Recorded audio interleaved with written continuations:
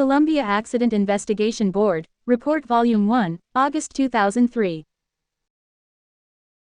Chapter 6. Decision-Making at NASA. Section 6.3. Decision-Making during the flight of STS-107. Initial foam strike identification. As soon as Columbia reached orbit on the morning of January 16, 2003, NASA's Inter-Center Photo Working Group began reviewing liftoff imagery by video and film cameras on the launch pad, and at other sites, at, and nearby, the Kennedy Space Center. The debris strike was not seen during the first review of video imagery by tracking cameras, but it was noticed at 9:30 a.m. Eastern Standard Time the next day, Flight Day 2, by Inter-Center Photo Working Group engineers at Marshall Space Flight Center. Within an hour, Inter-Center Photo Working Group personnel at Kennedy also identified the strike on higher-resolution film images that had just been developed. The images revealed that a large piece of debris from the left bipod area of the external tank had struck the orbiter's left wing. Because the resulting shower of post-impact fragments could not be seen passing over the top of the wing, analysts concluded that the debris had apparently impacted the left wing below the leading edge. Inter-Center Photo Working Group members were concerned about the size of the object and the apparent momentum of the strike.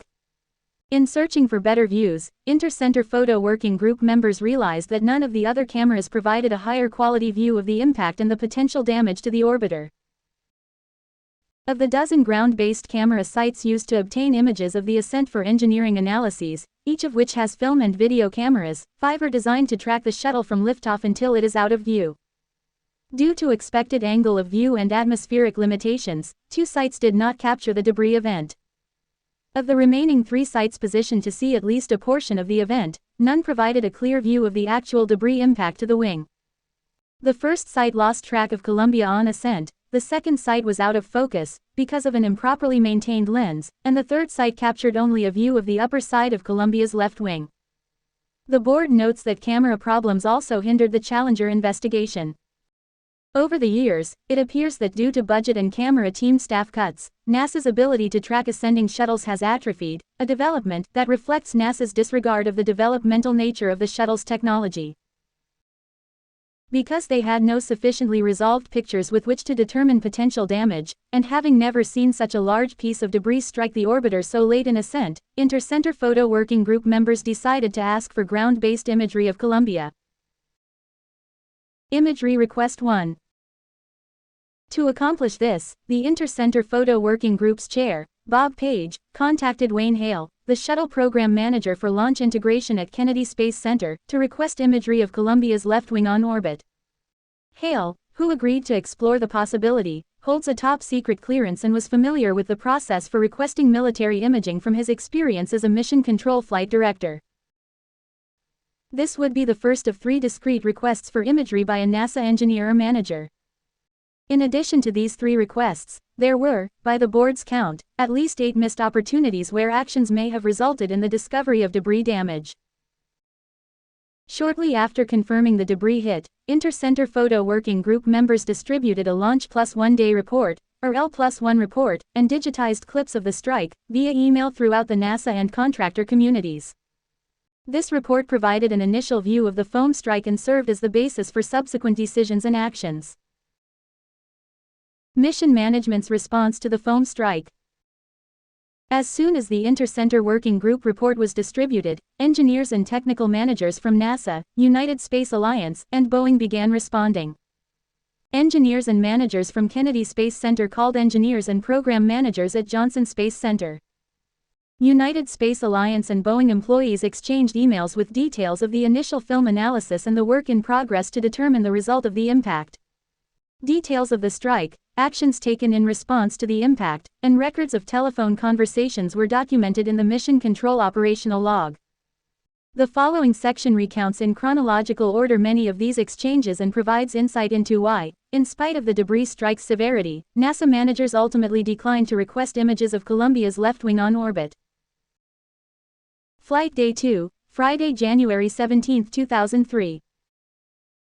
In the Mission Evaluation Room, a support function of the Shuttle Program Office that supplies engineering expertise for missions in progress, a set of consoles are staffed by engineers and technical managers from NASA and contractor organizations. For record keeping, each mission evaluation room member types mission-related comments into a running log.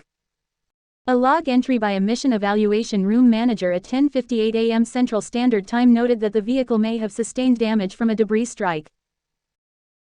John Disler, a photo lab engineer at Johnson Space Center, called to report a debris hit on the vehicle. The debris appears to originate from the external tank forward bipod area, travels down the left side and hits the left wing leading edge near the fuselage. The launch video review team at Kennedy Space Center think that the vehicle may have been damaged by the impact. Bill Reeves and Mike Stoner, United Space Alliance Sub-System Area Manager, were notified.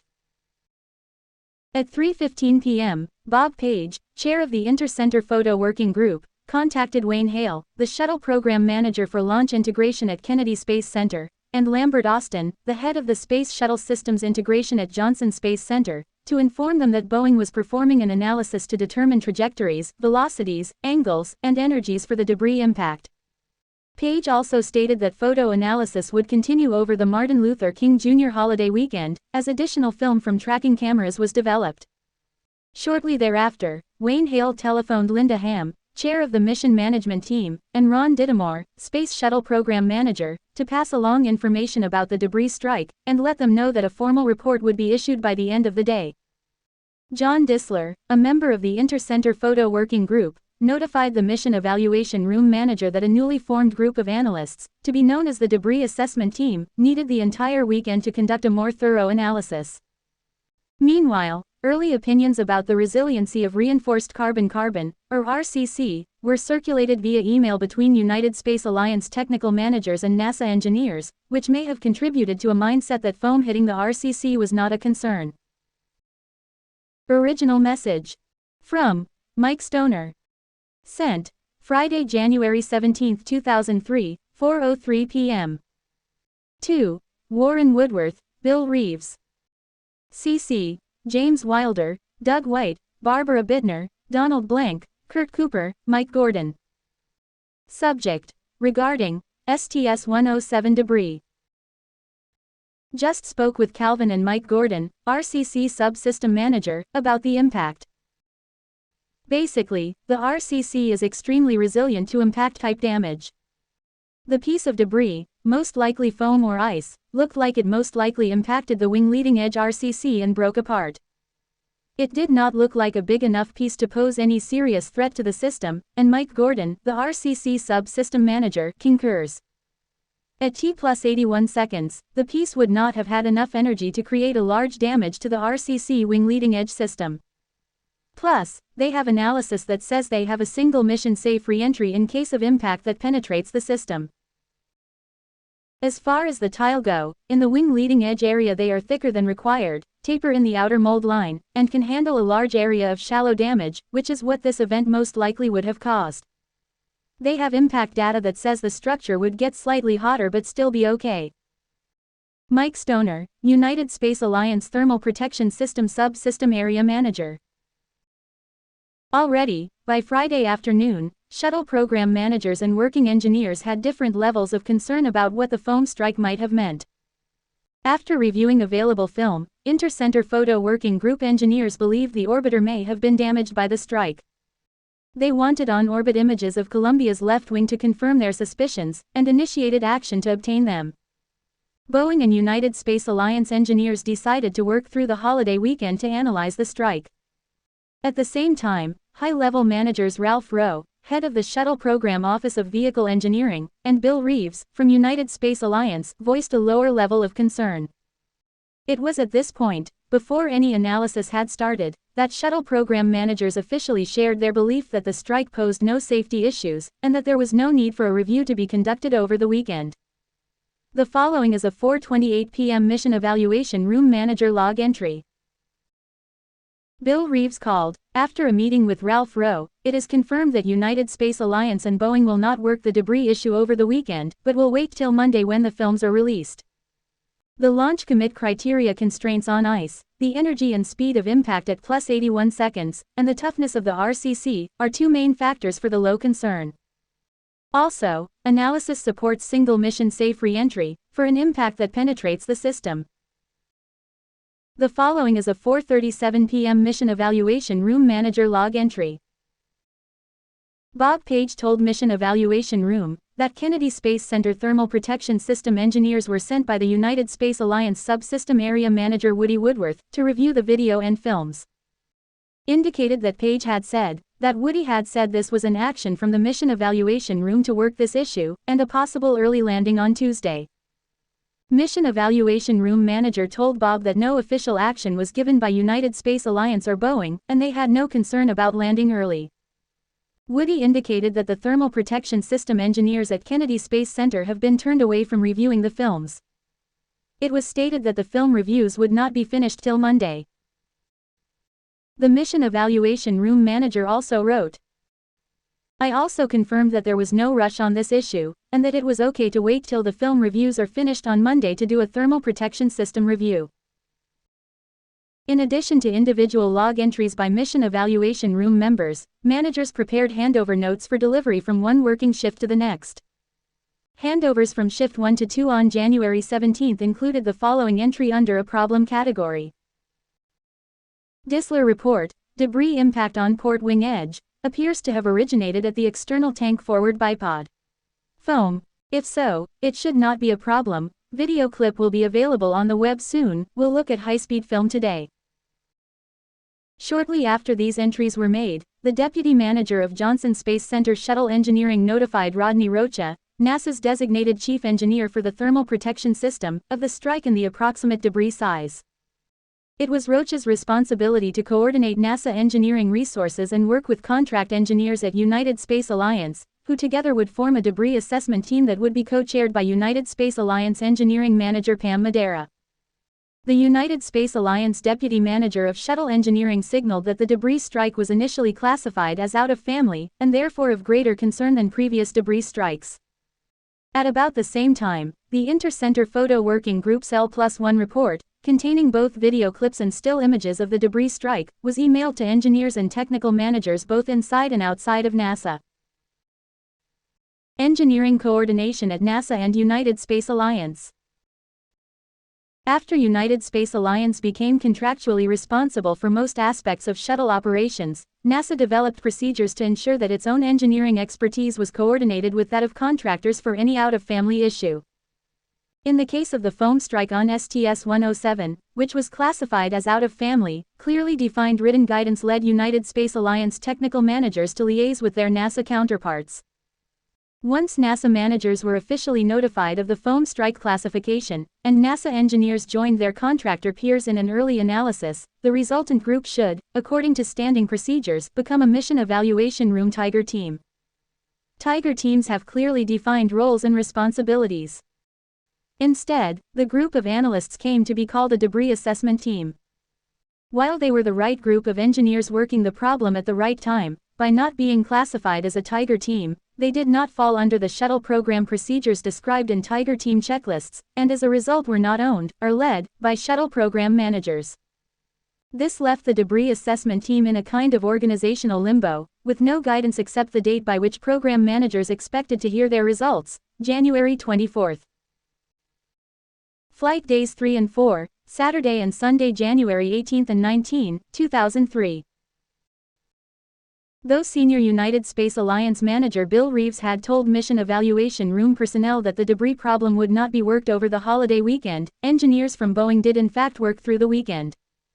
Boeing analysts conducted a preliminary damage assessment on Saturday.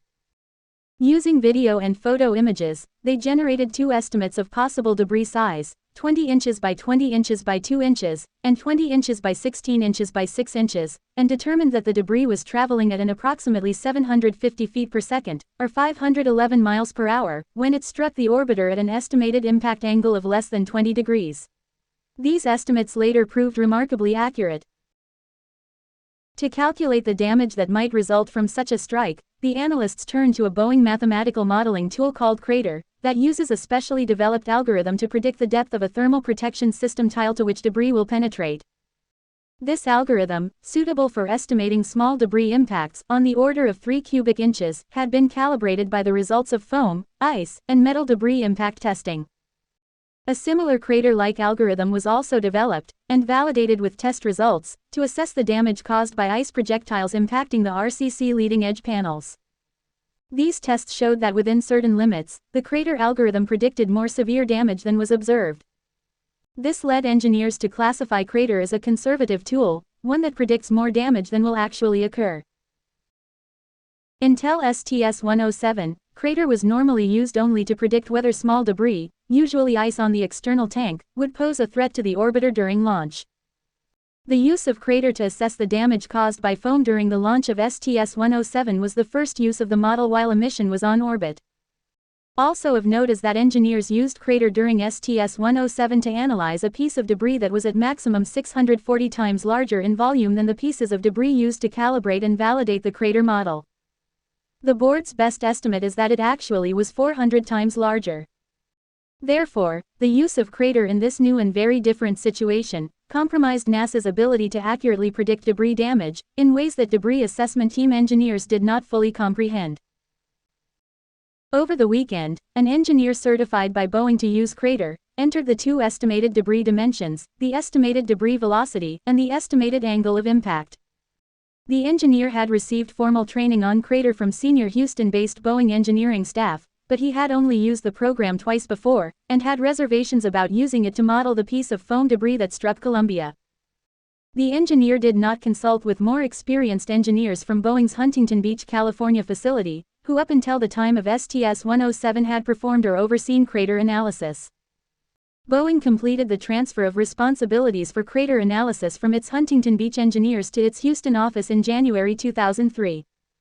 STS-107 was the first mission that the Huntington Beach engineers were not directly involved with. For the thermal protection system tile, crater predicted damage deeper than the actual tile thickness.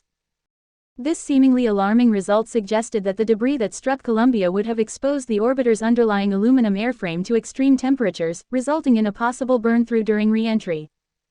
Debris assessment team engineers discounted the possibility of burn-through for two reasons. First, the results of calibration tests with small projectiles showed that crater predicted a deeper penetration than would actually occur. Second, the crater equation does not take into account the increased density of a tile's lower densified layer, which is much stronger than tile's fragile outer layer. Therefore, engineers judged that the actual damage from the large piece of foam lost on STS-107 would not be as severe as crater predicted, and assumed that the debris did not penetrate the orbiter's skin. This uncertainty, however, meant that determining the precise location of the impact was paramount for an accurate damage estimate. Some areas on the orbiter's lower surface, such as the seals around the landing gear doors, are more vulnerable than others. Only by knowing precisely where the debris struck could the analysts more accurately determine if the orbiter had been damaged. To determine potential RCC damage, analysts used a crater-like algorithm that was calibrated in 1984 by impact data from ice projectiles. At the time the algorithm was empirically tested, ice was considered the only realistic threat to RCC integrity. The debris assessment team analysis indicated that impact angles greater than 15 degrees would result in RCC penetration. A separate transport analysis, which attempts to determine the path the debris took, identified 15 strike regions and angles of impact. 12 transport scenarios predicted an impact in regions of shuttle tile. Only one scenario predicted an impact on the RCC leading edge, at a 21-degree angle. Because the foam that struck Columbia was less dense than ice, debris assessment team analysts used a qualitative extrapolation of the test data and engineering judgment to conclude that a foam impact angle up to 21 degrees would not penetrate the RCC. Although some engineers were uncomfortable with this extrapolation, no other analyses were performed to assess RCC damage. The debris assessment team focused on analyzing the impact at locations other than the RCC leading edge. This may have been due, at least in part, to the transport analysis presentation, and the long-standing belief that foam was not a threat to RCC panels. The assumptions and uncertainty embedded in this analysis were never fully presented to the mission evaluation room or the mission management team. The crater model. In 1966, during the Apollo program, engineers developed an equation to assess impact damage, or cratering, by micrometeoroids. The equation was modified between 1979 and 1985 to enable the analysis of impacts to acreage tiles that cover the lower surface of the orbiter. The modified equation, now known as crater, predicts possible damage from sources such as foam, ice, and launch site debris, and is most often used in the day of launch analysis of ice debris falling off the external tank. When used within its validated limits, crater provides conservative predictions, that is, crater predictions are larger than actual damage. When used outside its validated limits, crater's precision is unknown.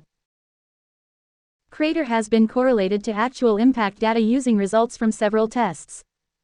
Preliminary ice drop tests were performed in 1978, and additional tests using sprayed-on foam insulation projectiles were conducted in 1979 and 1999. However, the test projectiles were relatively small, maximum volume of 3 cubic inches, and targeted only single tiles, not groups of tiles as actually installed on the orbiter. No tests were performed with larger debris objects because it was not believed such debris could ever impact the orbiter. This resulted in a very limited set of conditions under which craters' results were empirically validated. During 1984, tests were conducted using ice projectiles against the reinforced carbon used on the orbiter's wing leading edges. These tests used a 0.875-inch diameter, 3.75-inch long ice projectile to validate an algorithm that was similar to crater. Unlike crater, which was designed to predict damage during a flight, the RCC predictions were intended to determine the thickness of RCC required to withstand ice impacts, as an aid to design engineers. Like crater, however, the limited set of test data significantly restricts the potential application of the model.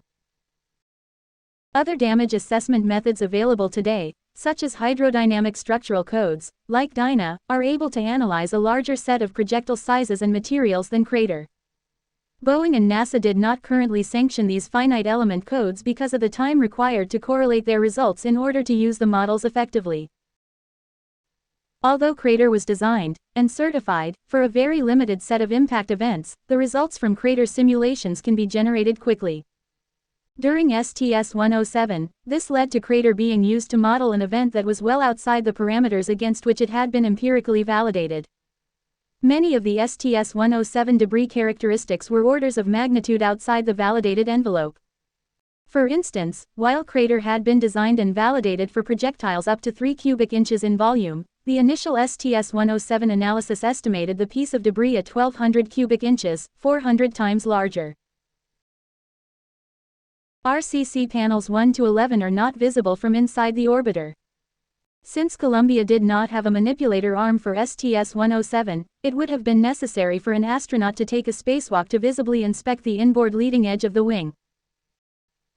Missed Opportunity 1. On Sunday, Rodney Rocha emailed a Johnson Space Center Engineering Directorate manager to ask if a mission action request was in progress for Columbia's crew to visually inspect the left wing for damage. Rocha never received an answer. Flight Day 5, Monday, January 20, 2003. On Monday morning, the Martin Luther King Jr. holiday, the debris assessment team held an informal meeting before its first formal meeting, which was scheduled for Tuesday afternoon. The team expanded to include NASA and Boeing transport analysts expert in the movement of debris in airflows, tile and RCC experts from Boeing and NASA, aerothermal and thermal engineers from NASA, United Space Alliance, and Boeing, and a safety representative from the NASA contractor Science Applications International Corporation. Engineers emerged from that informal meeting with a goal of obtaining images from ground-based assets. Uncertainty as to precisely where the debris had struck Columbia generated concerns about the possibility of a breach in the left main landing gear door seal. They conducted further analysis using angle and thickness variables, and thermal data obtained by personnel at Boeing's Huntington Beach facility, for STS-87 and STS-50, the two missions that had incurred thermal protection system damage. Debris Assessment Team Co-Chair Pam Madera distributed an email summarizing the day's events, and outlined the agenda for Tuesday's first formal Debris Assessment Team meeting. Included on the agenda was the desire to obtain on-orbit images of Columbia's left wing. According to an 11:39 a.m. entry in the Mission Evaluation Room Manager's log, the debris blob is estimated at 20 inches plus or minus 10 inches in some direction, using the orbiter hatch as a basis. It appears to be similar size as that seen in STS-112. There will be more comparison work done, and more info and details in tomorrow's report. This entry illustrates, in NASA language, an initial attempt by managers to classify this bipod ramp foam strike as close to being within the experience base, and, therefore, being almost an in-family event, not necessarily a safety concern. While the size and source of STS-107 debris was somewhat similar to what STS-112 had experienced, the impact sites differed, the wing versus the solid rocket booster, a distinction not examined by mission managers. Flight Day 6, Tuesday, January 21, 2003. At 7 a.m., the debris assessment team briefed Don McCormick, the Chief Mission Evaluation Room Manager, that the foam's source and size was similar to what struck STS-112, and that an analysis of measured versus predicted tile damage from STS-87 was being scrutinized by Boeing. An hour later, McCormick related this information to the mission management team at its first post-holiday meeting. Although Space Shuttle program requirements state that the mission management team will convene daily during a mission, the STS-107 mission management team met only on January 17, 21st, 24th, 27th, and 31st. The transcript below is the first record of an official discussion of the debris impact at a mission management team meeting. Before even referring to the debris strike, the mission management team focused on end-of-mission down weight. The orbiter was 150 pounds over the limit, a leaking water separator, a jammed Hasselblad camera, payload and experiment status, and a communications downlink problem. McCormick then stated that engineers planned to determine what could be done if Columbia had sustained damage. STS-107 Mission Management Team Chair, Linda Ham, suggested the team learn what rationale had been used to fly after external tank foam losses on STS-87 and STS-112. Excerpts from the January 21 Mission Management Team meeting. All right, I know you guys are looking at that debris. Yeah, as everybody knows, we took the hit on somewhere on the left wing leading edge, and the photo TV guys have completed, I think, pretty much their work. Although I'm sure they're still reviewing this stuff, and they've given us, an approximate size for the debris, an approximate area for where it came from, and approximately where it hit. So we are, talking about doing some sort of parametric type analysis, and also we're talking about looking at what you can do in the event we really, we have some damage there. Hey, just a comment. I was thinking that our flight rationale at the FRR from tank and orbiter from STS-112 was that this, I'm not sure if the area is exactly the same where the foam came from, but that the material properties and density of the foam wouldn't do any damage. So we ought to pull that along with the 87 data where we had some damage, pull this data from 112 or whatever flight it was, and make sure that, I hope we had good flight rationale then. Yeah, and we'll look at that. And then you mentioned 87. We saw some, fairly significant damage in the area between RCC panels 8 and 9 and main landing gear door on the bottom on STS-87. We did some analysis prior to STS-89. So. And really, I don't think there's much we can do. So, it's not really a factor during the flight because there isn't much we can do about it. But what I'm really interested in is making sure our flight rationale 2 flights ago was good. And maybe this is foam from a different area, I'm not sure, and it may not be that, can't maybe correlate it, but you can try, see what we have. Okay. After the meeting, the rationale for continuing to fly after the STS-112 foam loss was sent to Ham for review. She then exchanged emails with her boss, Space Shuttle Program Manager Ron Dittemore. Original message. From Don McCormick. Sent Tuesday, January 21, 2003, 9:45 a.m. To Linda Ham. Subject: Forward, External Tank Briefing, STS-112 foam loss. Importance: High. FYI, it kinda says that it will probably be alright. Original message.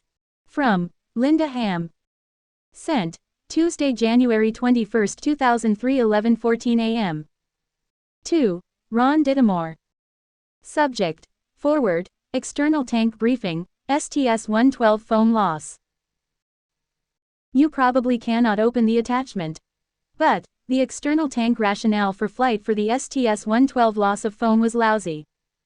Rationale states we have not changed anything, we have not experienced any safety of flight damage in 112 flights, risk of loss of bipod ramp thermal protection system is same as previous flights. So external tank is safe to fly with no added risk. Rationale was lousy then and still is. Original message.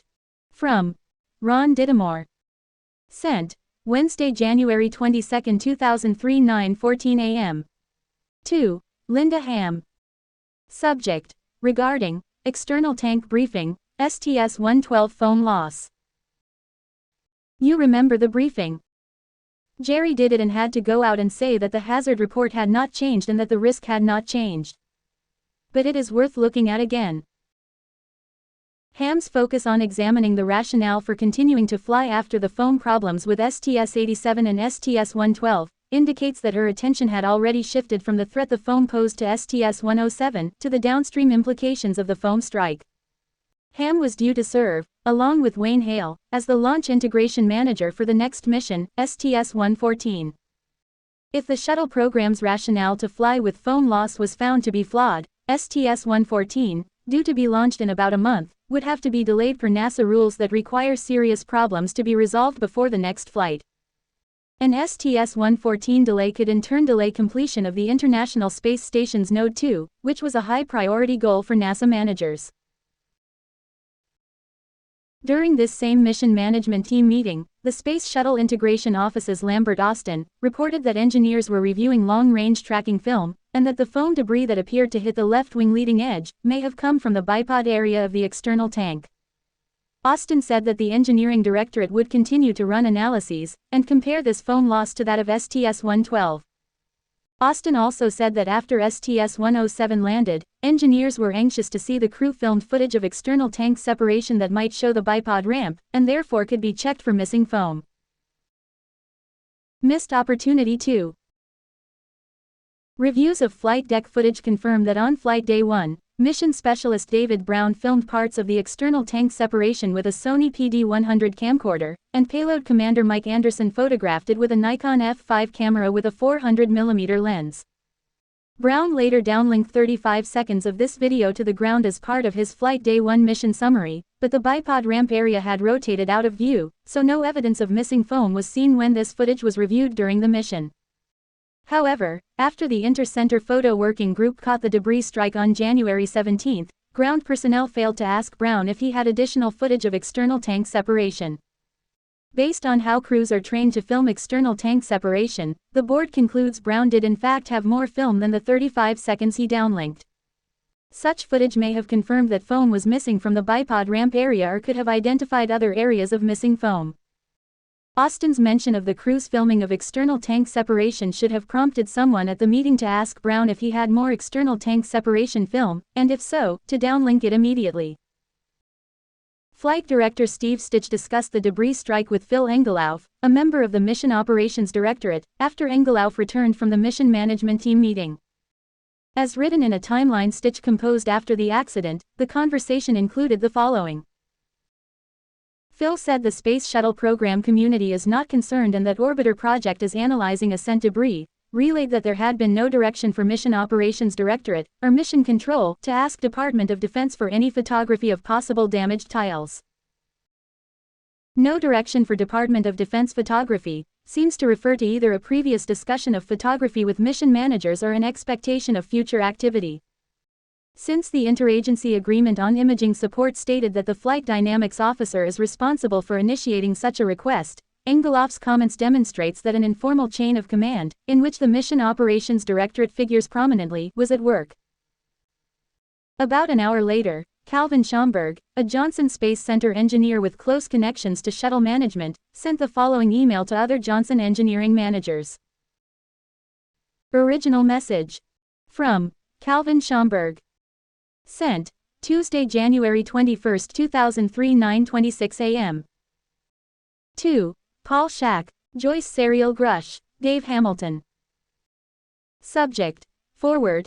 STS-107 Post-Launch Film Review, Day 1. FYI, thermal protection system took a hit, should not be a problem, status by end of week. Shuttle program managers regarded Schomburg as an expert on the thermal protection system. His message downplays the possibility that foam damaged the thermal protection system. However, the board notes that Schomburg was not an expert on reinforced carbon-carbon, or RCC, which initial debris analysis indicated the foam may have struck. Because neither Schomburg nor shuttle management rigorously differentiated between tiles and RCC panels, the bounds of Schomburg's expertise were never properly qualified or questioned. 7 minutes later, Paul Schack, manager of the Shuttle Engineering Office, Johnson Engineering Directorate, emailed to Rocha and other Johnson Engineering managers information on how previous bipod ramp foam losses were handled. Original message. From Paul Schack. Sent Tuesday, January 21, 2003, 9:33 a.m. To Rodney Rocha, Joyce Serial Grush. CC Julie Kramer, Glenn Miller, Stephen Rickman, Chris Madden. Subject: regarding STS-107 debris analysis team plans. This reminded me that at the STS-113 flight readiness review, the external tank project reported on foam loss from the bipod ramp during STS-112. The foam, estimated 4 inches by 5 inches by 12 inches, impacted the external tank attach ring and dented a solid rocket booster electronics box cover. Their chart stated, external tank thermal protection system foam loss over the life of the shuttle program has never been a safety of flight issue. They were severely wire brushed over this, and Brian O'Connor, Associate Administrator for Safety, asked for a hazard assessment for loss of foam. The suspected cause for foam loss is trapped air pockets which expand due to altitude and aerothermal heating. Schack's message informed Rocha that during the STS-113 flight readiness review, foam loss was not considered to be a safety of flight issue. The wire brushing that the external tank project received for stating that foam loss has never been a safety of flight issue refers to the wording used to justify continuing to fly. Officials at the flight readiness review insisted on classifying the foam loss as an accepted risk, rather than not a safety of flight problem, to indicate that although the shuttle would continue to fly, the threat posed by foam is not zero, but rather a known and acceptable risk. It is here that the decision to fly before resolving the foam problem at the STS-113 flight readiness review influences decisions made during STS-107. Having at hand a previously accepted rationale, reached just one mission ago, that foam strikes are not a safety of flight issue, provides a strong incentive for mission managers and working engineers to use that same judgment for STS-107. If managers and engineers were to argue that foam strikes are a safety of flight issue, they would contradict an established consensus that was a product of the shuttle program's most rigorous review, a review in which many of them were active participants. An entry in a mission evaluation room console log included a 10:30 a.m. report that compared the STS-107 foam loss to previous foam losses and subsequent tile damage, which reinforced management acceptance about foam strikes, by indicating that the foam strike appeared to be more of an in-family event. STS-107 debris measured at 22 inches long plus or minus 10 inches. On STS-112 the debris spray pattern was a lot smaller than that of STS-107. On STS-50, debris that was determined to be the bipod ramp, which measured 26 inches by 10 inches, caused damage to the left wing, to one tile and 20% of the adjacent tile. Same event occurred on STS-7. No data available. Missed opportunity 3. The foam strike to STS-107 was mentioned by a speaker at an unrelated meeting of NASA headquarters and National Imagery and Mapping Agency personnel, who then discussed a possible NASA request for Department of Defense imagery support. However, no action was taken. Imagery Request 2. Responding to concerns from his employees who were participating in the debris assessment team, United Space Alliance manager Bob White called Lambert Austin on Flight Day 6 to ask what it would take to get imagery of Columbia on orbit. They discussed the analytical debris damage work plan, as well as the belief of some integration team members that such imaging might be beneficial. Austin subsequently telephoned the Department of Defense Manned Space Flight Support Office representative to ask about actions necessary to get imagery of Columbia on orbit. Austin emphasized that this was merely information gathering, not a request for action. This call indicates that Austin was unfamiliar with NASA and National Imagery and Mapping Agency imagery request procedures. An email that Lieutenant Colonel Timothy Lee sent to Don McCormick the following day shows that the Defense Department had begun to implement Austin's request. Original message. From Lieutenant Colonel Timothy Lee. Sent Wednesday, January 22, 2003, 9:01 a.m. To Don McCormick. Subject: NASA request for Department of Defense. Don. FYI, Lambert Austin called me yesterday requesting Department of Defense photo support for STS-107. Specifically, he is asking us if we have a ground or satellite asset that can take a high-resolution photo of the shuttle while on orbit, to see if there is any foreign object debris damage on the wing. We are working his request. Tim. At the same time, managers Ralph Rowe, Lambert Austin, and Linda Ham referred to conversations with Calvin Schomburg, whom they referred to as a thermal protection system expert. They indicated that Schomburg had advised that any tile damage should be considered a turnaround maintenance concern and not a safety of flight issue, and that imagery of Columbia's left wing was not necessary. There was no discussion of potential RCC damage. First Debris Assessment Team Meeting. On Flight Day 6, the Debris Assessment Team held its first formal meeting to finalize orbiter damage estimates and their potential consequences. Some participants joined the proceedings via conference call. Imagery Request 3. After 2 hours of discussing the crater results and the need to learn precisely where the debris had hit Columbia, the Debris Assessment Team assigned its NASA co-chair, Rodney Rocha, to pursue a request for imagery of the vehicle on orbit. Each team member supported the idea to seek imagery from an outside source. Rather than working the request up the usual mission chain of command through the mission evaluation room to the mission management team to the flight dynamics officer, the debris assessment team agreed, largely due to a lack of participation by mission management team and mission evaluation room managers, that Rocha would pursue the request through his division, the Engineering Directorate at Johnson Space Center. Rocha sent the following email to Paul Schack shortly after the meeting adjourned. Original message. From Rodney Rocha. Sent Tuesday, January 21, 2003, 4:41 p.m. To Paul Schack, Dave Hamilton, Glenn Miller. CC Joyce Serial Grush, Joe Rogers, Greg Galbraith. Subject: STS-107 wing debris impact, request for outside photo imaging help. Paul and Dave. The meeting participants, Boeing, United Space Alliance, NASA Johnson Space Center Engineering Directorate ES2 and ES3, and Kennedy Space Center, all agreed we will always have big uncertainties in any transport or trajectory analyses, and applicability or extrapolation of the old arc jet test data, until we get definitive, better, clearer photos of the wing and body underside. Without better images it will be very difficult to even bound the problem and initialize thermal, trajectory, and structural analyses. Their answers may have a wide spread, ranging from acceptable to not acceptable to horrible, and no way to reduce uncertainty. Thus, giving Missions Operations Directorate options for entry will be very difficult. Can we petition or beg for outside agency assistance? We are asking for Frank Benz with Ralph Rowe or Ron Dittemore to ask for such. Some of the old-timers here remember we got such help in the early 1980s, when we had missing tile concerns. Despite some naysayers, there are some options for the team to talk about. On-orbit thermal conditioning for the major structure, but is in contradiction with tire pressure temperature cold limits, limiting high cross-range deorbit entries, constraining right or left-hand turns during the heading alignment circle, only if there is structural damage to the RCC panels to the extent it affects flight control. Rodney Rocha, Structural Engineering Division Shuttle Chief Engineer. Routing the request through the engineering department led, in part, to it being viewed by shuttle program managers as a non-critical engineering desire, rather than a critical operational need. Flight Day 7, Wednesday, January 22, 2003.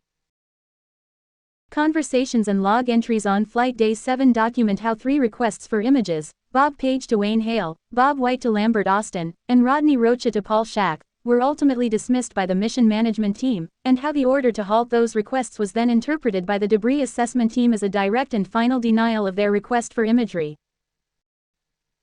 Missed opportunity 4. On the morning of Flight Day 7, Wayne Hale responded to the earlier Flight Day 2 request from Bob Page and a call from Lambert Austin on Flight Day 5, during which Austin mentioned that some analysts from the debris assessment team were interested in getting imagery. Hale called a Department of Defense representative at Kennedy Space Center, who was not the designated Department of Defense official for coordinating imagery requests, and asked that the military start the planning process for imaging Columbia on orbit. Within an hour, the Defense Department representative at NASA contacted U.S. Strategic Command at Colorado's Cheyenne Mountain Air Force Station, and asked what it would take to get imagery of Columbia on orbit. This call was similar to Austin's call to the Department of Defense Manned Space Flight Support Office, in that the caller characterized it as information gathering rather than a request for action. A representative from the U.S. Strategic Command Plans Office initiated actions to identify ground-based and other imaging assets that could execute the request. Hale's earlier call to the Defense Department representative at Kennedy Space Center was placed without authorization from Mission Management Team Chair Linda Ham. Also, the call was made to a Department of Defense representative who was not the designated liaison for handling such requests. In order to initiate the imagery request through official channels, Hale also called Phil Engelhoff at the Mission Operations Directorate, told him he had started Defense Department action, and asked if Engelhoff could have the Flight Dynamics Officer at Johnson Space Center make an official request to the Cheyenne Mountain Operations Center. Engelhoff started to comply with Hale's request.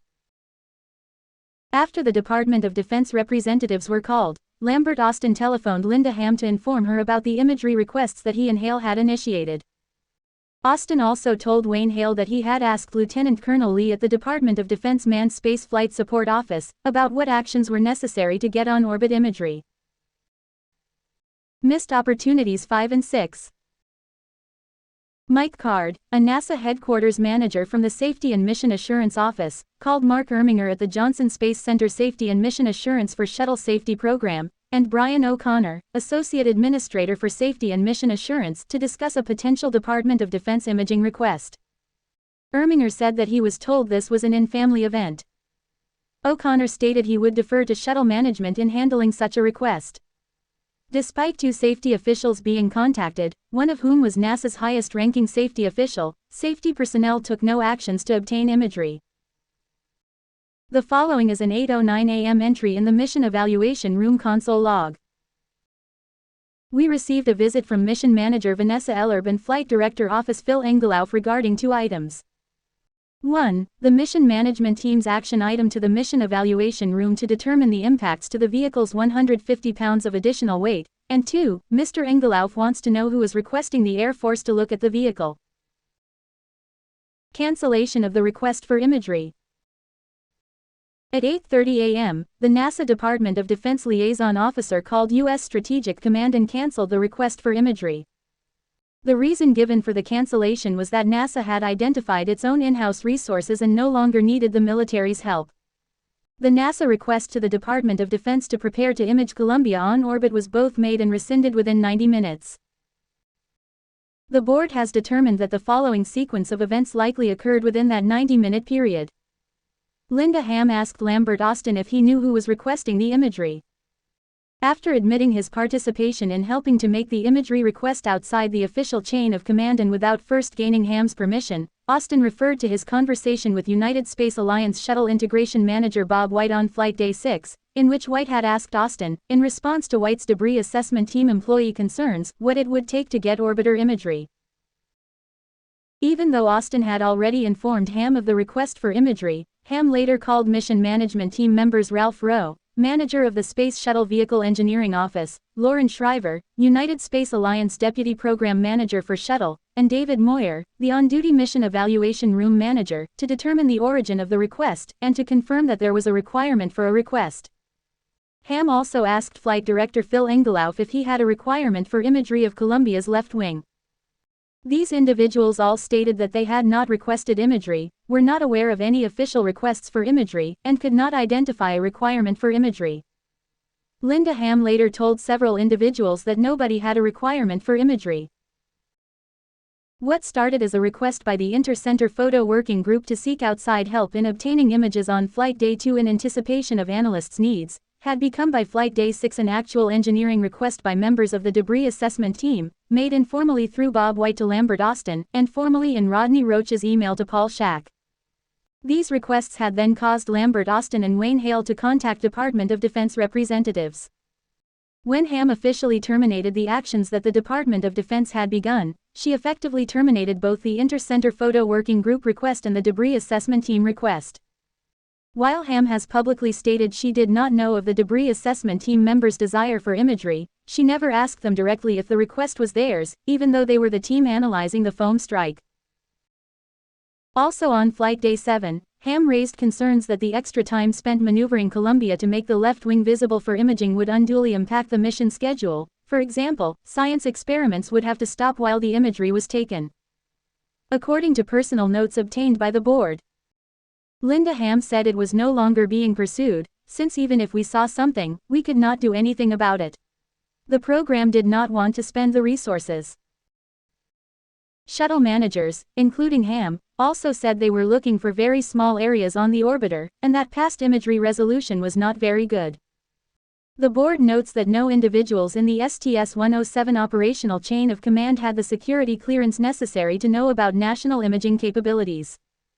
Additionally, no evidence has been uncovered that anyone from NASA, United Space Alliance, or Boeing sought to determine the expected quality of images and the difficulty and costs of obtaining Department of Defense assistance. Therefore, members of the mission management team were making critical decisions about imagery capabilities based on little or no knowledge. The following is an entry in the Flight Director Handover Log. NASA Resident Office, Peterson Air Force Base, called, and spacecraft object identification at U.S. Space Command was officially turned off. This went all the way up to 4-star general. Post-flight we will write a memo to U.S. Space Command telling them whom they should take spacecraft object identification requests from.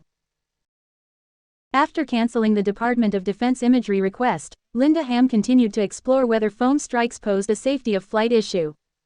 She sent an email to Lambert Austin and Ralph Rowe. Original message. From Linda Ham. Sent Wednesday, January 22, 2003, 9:33 a.m. To Lambert Austin, Ralph Rowe. Subject: external tank foam loss. Can we say that for any external tank foam lost, no safety of flight damage can occur to the orbiter because of the density? Responses included the following. Original message. From Ralph Rowe. Sent Wednesday, January 22, 2003, 9:38 a.m. To Calvin Schomburg. Subject: forward, external tank foam loss. Calvin: I would not think we could make such a generic statement, but can we bound it somehow by size or larger areas of foam coverage? Ron Dittermore emailed Linda Ham the following. Original message. From Ron Dittermore. Sent Wednesday, January 22, 2003, 10:15 a.m. To Linda Ham. Subject: regarding external tank briefing, STS-112 foam loss. Another thought: we need to make sure that the density of the external tank foam cannot damage the tile to where it is an impact to the orbiter. Lambert and Ralph need to get some folks working with external tank. The following is an email from Calvin Schomburg to Ralph Rowe. Original message. From Calvin Schomburg. Sent Wednesday, January 22, 2003, 10:53 a.m. To Ralph Rowe. Subject: regarding external tank foam loss. No, the amount of damage external tank foam can cause to the thermal protection system material, the tiles, is based on the amount of impact energy, the size of the piece and its velocity, from just after pad clear, until about 120 seconds. After that, it will not hit, or it will not have enough energy to cause any damage. It is a pure kinetic problem.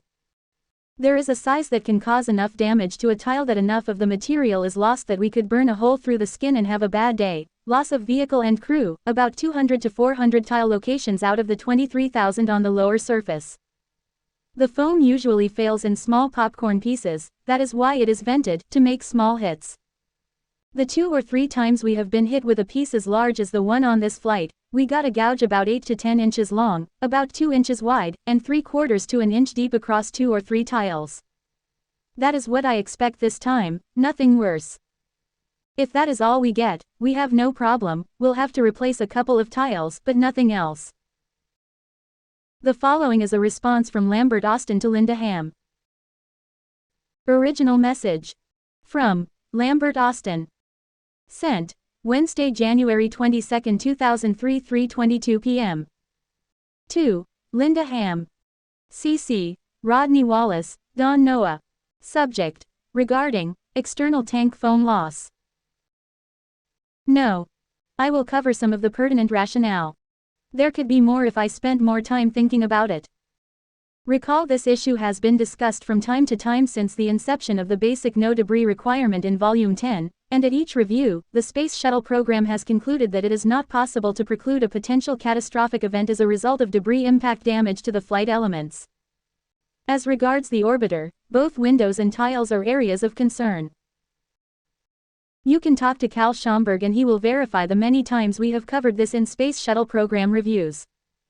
While there is much tolerance to window and tile damage, external tank foam loss can result in impact damage that, under subsequent entry environments, can lead to loss of structural integrity of the orbiter area impacted, or a penetration in a critical function area that results in loss of that function. My recollection of the most critical orbiter bottom acreage areas are the wing spar, main landing gear door seal, and RCC panels. Of course Cal can give you a much better rundown. We can, and have, generated parametric impact zone characterizations for many areas of the orbiter for a few of our more typical external tank foam loss areas. Of course, the impact or damage significance is always a function of debris size and density, impact velocity, and impact angle, these latter two being a function of the flight time at which the external tank foam becomes debris. For STS-107 specifically, we have generated this info and provided it to Orbiter. Of course, even this is based on the assumption that the location and size of the debris is the same as occurred on STS-112.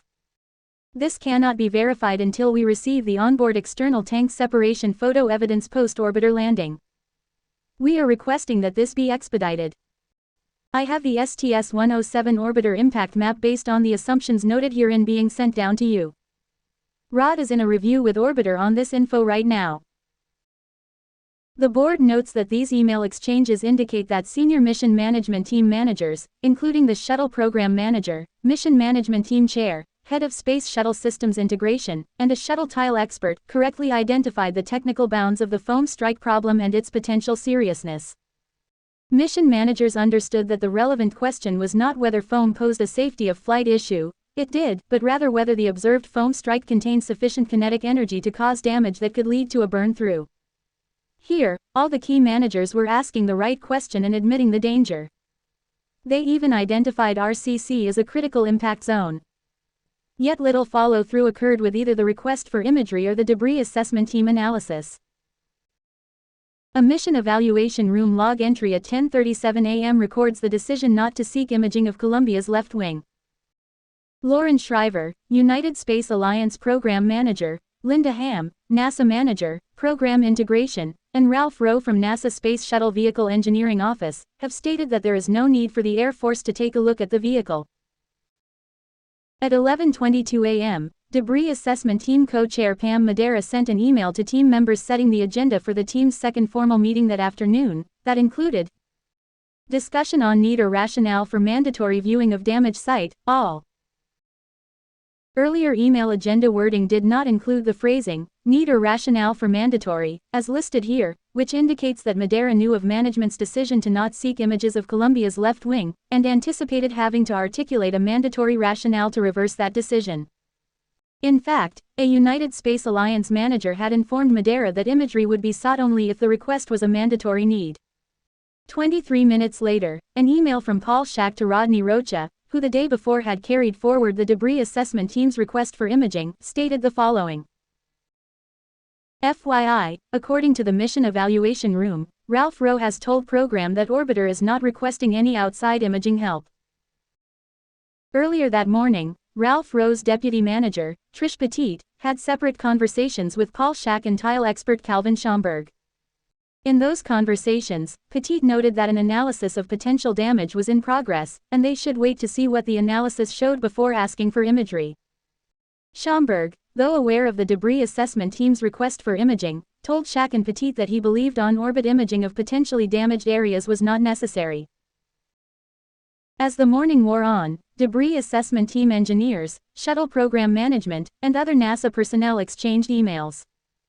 Most messages centered on technical matters to be discussed at the debris assessment team's afternoon meeting, including debris density, computer-aided design models, and the highest angle of incidence to use for a particular material property. One email from Rocha to his managers and other Johnson engineers at 11:19 a.m. included the following. There are good scenarios, acceptable and minimal damage, to horrible ones, depending on the extent of the damage incurred by the wing, and location. The most critical locations seem to be the 1191 wing spar region, the main landing gear door seal, and the RCC panels. We do not know yet the exact extent or nature of the damage without being provided better images, and without such, all the high-powered analyses and assessments in work will retain significant uncertainties. Second Debris Assessment Team Meeting. Some, but not all of the engineers attending the debris assessment team's second meeting, had learned that the shuttle program was not pursuing imaging of potentially damaged areas. What team members did not realize was the shuttle program's decision not to seek on-orbit imagery was not necessarily a direct and final response to their request. Rather, the no was partly in response to the Kennedy Space Center action initiated by United Space Alliance engineers and managers, and finally by Wayne Hale. Not knowing that this was the case, debris assessment team members speculated as to why their request was rejected, and whether their analysis was worth pursuing without new imagery. Discussion then moved on to whether the debris assessment team had a mandatory need for Department of Defense imaging. Most team members, when asked by the board what mandatory need meant, replied with a shrug of their shoulders. They believed the need for imagery was obvious. Without better pictures, engineers would be unable to make reliable predictions of the depth and area of damage caused by a foam strike that was outside of the experience base. However, team members concluded that although their need was important, they could not cite a mandatory requirement for the request. Analysts on the debris assessment team were in the unenviable position of wanting images to more accurately assess damage, while simultaneously needing to prove to program managers, as a result of their assessment, that there was a need for images in the first place. After the meeting adjourned, Rocha read the 11:45 a.m. email from Paul Schack, which said that the orbiter project was not requesting any outside imaging help. Rocha called Schack to ask if Schack's boss, Johnson Space Center Engineering Director Frank Benz, knew about the request. Rocha then sent several emails consisting of questions about the ongoing analyses and details on the shuttle program's cancellation of the imaging request. An email that he did not send but instead printed out and shared with a colleague follows. In my humble technical opinion, this is the wrong and bordering on irresponsible answer from the Space Shuttle program and orbiter not to request additional imaging help from any outside source. I must emphasize again that severe enough damage, 3 or 4 multiple tiles knocked out down to the densification layer, combined with the heating and resulting damage to the underlying structure at the most critical location, namely, main landing gear door, wheels, tires, hydraulics, or the X1191 spar cap, could present potentially grave hazards. The engineering team will admit it might not achieve definitive high-confidence answers without additional images, but without action to request help to clarify the damage visually, we will guarantee it will not. Can we talk to Frank Benz before Friday's mission management team meeting? Remember the NASA safety posters everywhere around stating, if it is not safe, say so. Yes, it is that serious. When asked why he did not send this email, Rocha replied that he did not want to jump the chain of command. Having already raised the need to have the orbiter imaged with Schack, he would defer to management's judgment on obtaining imagery. Even after the imagery request had been cancelled by program management, engineers in the debris assessment team and mission control continued to analyze the foam strike. A structural engineer in the mechanical maintenance arm and crew systems sent an email to a flight dynamics engineer that stated, "There is lots of speculation as to extent of the damage, and we could get a burn through into the wheel well upon entry." Less than an hour later, at 6:09 p.m., a mission evaluation room console log entry stated the following. Mechanical Maintenance Arm and Crew Systems is trying to view a QuickTime movie on the debris impact, but does not have QuickTime software on his console. He needs either an AVI, MPEG file, or a VHS tape. He is asking us for help. The controller at the Mechanical Maintenance Arm and Crew Systems console would be among the first in mission control to see indications of burn-through during Columbia's re-entry on the morning of February 1. This log entry also indicates that mission control personnel were aware of the strike. Flight Day 8, Thursday, January 23, 2003. The morning after Shuttle Program Management decided not to pursue on-orbit imagery, Rodney Rocha received a return call from Mission Operations Directorate Representative Barbara Conte to discuss what kinds of imaging capabilities were available for STS-107. Missed Opportunity 7. Conte explained to Rocha that the Mission Operations Directorate at Johnson did have U.S. Air Force standard services for imaging the shuttle during solid rocket booster separation and external tank separation. Conte explained that the orbiter would probably have to fly over Hawaii to be imaged.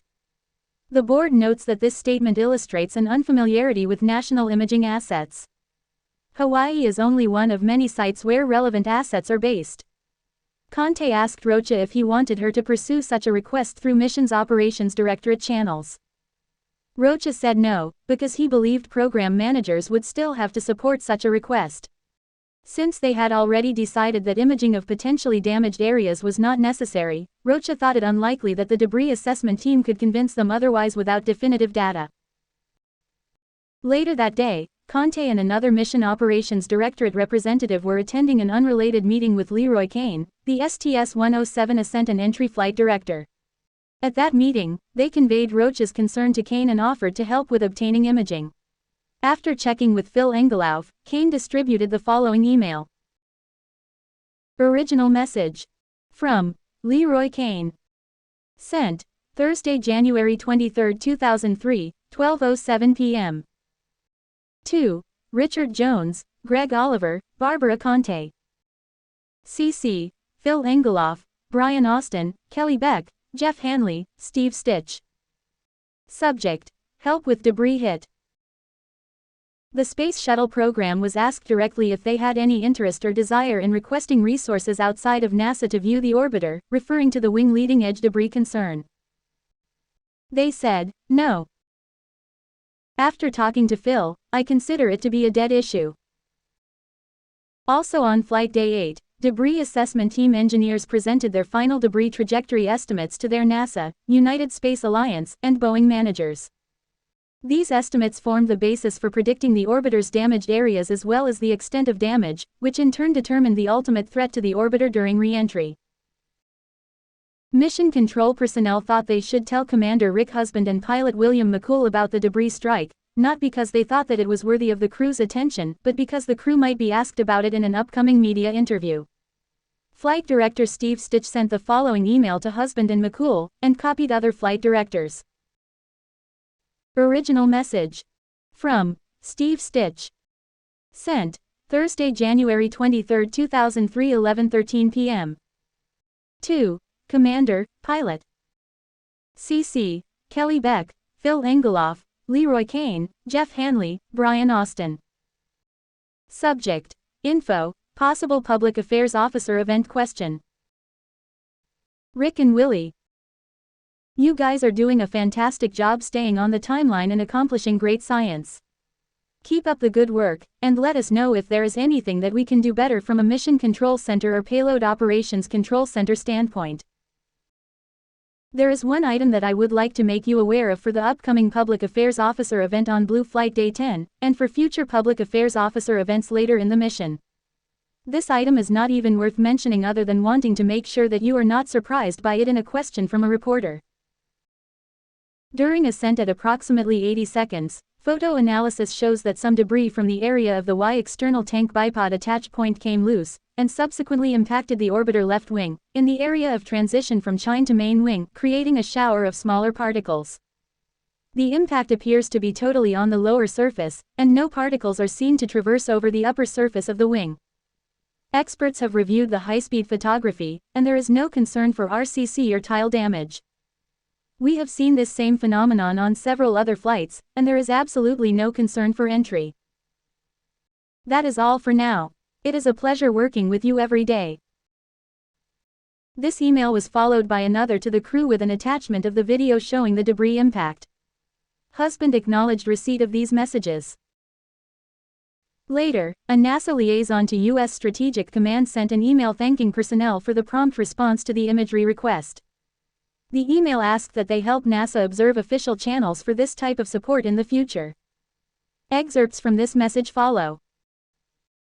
Let me assure you that, as of yesterday afternoon, the shuttle was in excellent shape, mission objectives were being performed, and that there were no major debris system problems identified.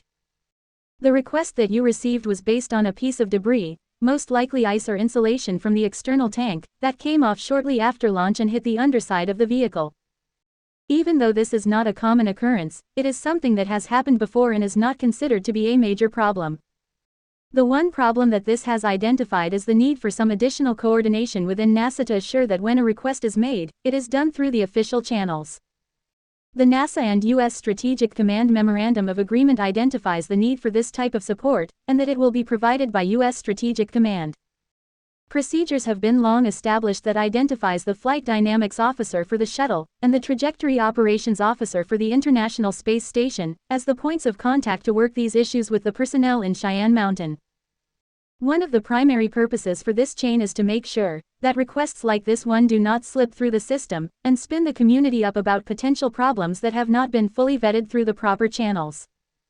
Two things that you can help us with is to make sure that future requests of this sort are confirmed through the proper channels. For the shuttle, it is via Cheyenne Mountain Operations Center to the Flight Dynamics Officer. For the International Space Station, it is via Cheyenne Mountain Operations Center to the Trajectory Operations Officer. The second request is that no resources are spent unless the request has been confirmed. These requests are not meant to diminish the responsibilities of the Department of Defense Manned Space Flight Support Office, or to change any previous agreements, but to eliminate the confusion that can be caused by a lack of proper coordination. Third Debris Assessment Team Meeting. The Debris Assessment Team met for the third time Thursday afternoon to review updated impact analyses. Engineers noted that there were no alternate re-entry trajectories that the orbiter could fly to substantially reduce heating in the general area of the foam strike. Engineers also presented final debris trajectory data that included 3 debris size estimates to cover the continuing uncertainty about the size of the debris. Team members were told that imaging would not be forthcoming. In the face of this denial, the team discussed whether to include a presentation slide supporting their desire for images of the potentially damaged area. Many still felt it was a valid request, and wanted their concerns aired at the upcoming mission evaluation room brief, and then at the mission management team level. Eventually, the idea of including a presentation slide about the imaging request was dropped. Just prior to attending the third assessment meeting, tile expert Calvin Schomburg and Rodney Rocha met to discuss foam impacts from other missions.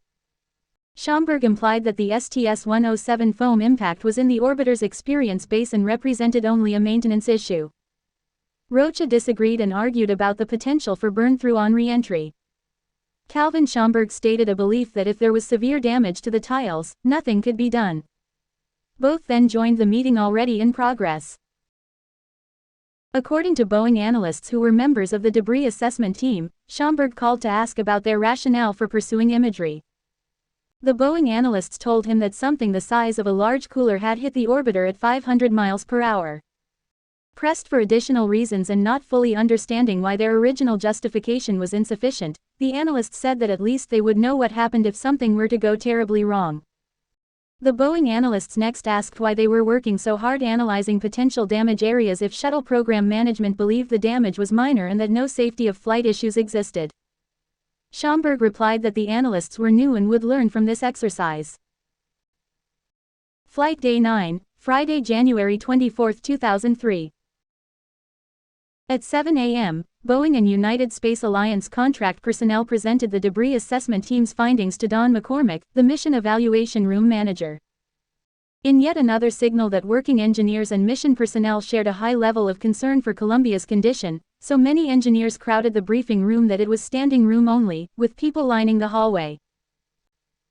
The presentation included view graphs that discussed the team's analytical methodology and 5 scenarios for debris damage, each based on different estimates of debris size and impact point. A 6th scenario had not yet been completed, but early indications suggested that it would not differ significantly from the other 5. Each case was presented with a general overview of transport mechanics, results from the crater modeling, aerothermal considerations, and predicted thermal and structural effects for Columbia's re-entry. The briefing focused primarily on potential damage to the tiles, not the RCC panels. An analysis of how the poor construction of these view graphs effectively minimized key assumptions and uncertainties is presented in Chapter 7. While the team members were confident that they had conducted the analysis properly, within the limitations of the information they had, they stressed that many uncertainties remained. First, there was great uncertainty about where the debris had struck. Second, crater, the analytical tool they used to predict the penetration depth of debris impact, was being used on a piece of debris that was 400 times larger than the standard in Boeing's database. At the time, the team believed that the debris was 640 times larger. Engineers ultimately concluded that their analysis, limited as it was, did not show that a safety of flight issue existed. Engineers who attended this briefing indicated a belief that management focused on the answer, that analysis proved there was no safety of flight issue, rather than concerns about the large uncertainties that may have undermined the analysis that provided that answer. At the mission management team's 8 a.m. meeting, Mission Evaluation Room Manager Don McCormick verbally summarized the debris assessment team's 7 a.m. brief. It was the third topic discussed. Unlike the earlier briefing, McCormick's presentation did not include the debris assessment team's presentation charts. The board notes that no supporting analysis or examination of minority engineering views was asked for or offered, that neither Mission Evaluation Room nor Mission Management Team members requested a technical paper of the debris assessment team analysis, and that no technical questions were asked. January 24, 2003 Mission Management Team Meeting. The following is an excerpt of McCormick's verbal briefing to the Mission Management Team, which Linda Ham chaired. Early in the meeting, Phil Engelauff, chief of the flight director's office, reported that he had made clear in an email to Columbia's crew that there were no concerns that the debris strike had caused serious damage. The board notes that this conclusion about whether the debris strike posed a safety of flight issue was presented to mission management team members before they discussed the debris strike damage assessment. I will say the crew did send down a note last night asking if anybody is talking about extension days. So going to go with that. And we set up to the crew about a 16-second video clip of the strike just so that they are armed if they get any questions at press conferences or that sort of thing. But we made it very clear to them, no concerns. When is the press conference? Is it today? I think it's later today. Okay. They may get asked because the press is aware of it. The press is aware of it. I know folks have asked me because the press corps at the CAIB have been asking. Wanted to make sure that they were properly. Okay. Back on the temperature, The meeting went on for another 25 minutes. Other mission-related subjects were discussed before team members returned to the debris strike. Okay, go ahead, Don. Okay. And also we've received the data from the systems integration guys of the potential ranges of sizes and impact angles and where it might have hit. And the guys have gone off and done an analysis. They've used they use a tool they refer to as Crater, which is their official evaluation tool to determine the potential size of the damage. So they went off and done all that work, and they've done thermal analysis of the areas where there may be damaged tiles. The analysis is not complete. There's one case yet that they wish to run, but kind of just jumping to the conclusion of all that. They do show that obviously there's a potential for significant tile damage here, but they do not indicate that the thermal analysis does not indicate that there's the potential for a burn through. I mean, there could be localized heating damage. There's obviously a lot of uncertainty in all this in terms of the size of the debris and where it hit and the angle of incidence and so it's no difficult. Burn through means no catastrophic Right, damage. right. And the localized heating damage would mean a tile replacement. It would mean possible impacts to turnaround repairs and that sort of thing, but we do not see any kind of safety of flight issue here yet in anything that we've looked at. So no safety flight, no issue for this mission, nothing that's going to do different. Right. But there may be a turnaround. Right. It potentially could have hit the RCC, and we don't indicate other than, possibly coating damage or something. We don't see any issue if it had hit the RCC. So, although we could have some significant tile damage, we don't see a safety of flight What do you issue. mean by that? Well, it could be down to the, we could lose an entire tile. And then the ramp into and out of that. It could be a significant area of tile damage down to the SIP, perhaps. So it could be a significant piece missing, but... That would be a turnaround issue only. Right. At this point, tile expert Calvin Schomburg states his belief that no safety of flight issue exists. However, some participants listening via teleconference to the meeting are unable to hear his comments. Right. Okay, same thing that you told me about the other day in my office. You've seen pieces of this size, or haven't we?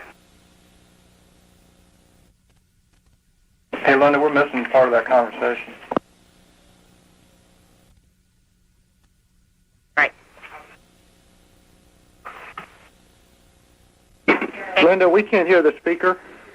He was just reiterating, it was Calvin, that he doesn't believe that there is any burn through, so no safety flight kind of issue. It's more of a turnaround issue similar to what we've had on other flights.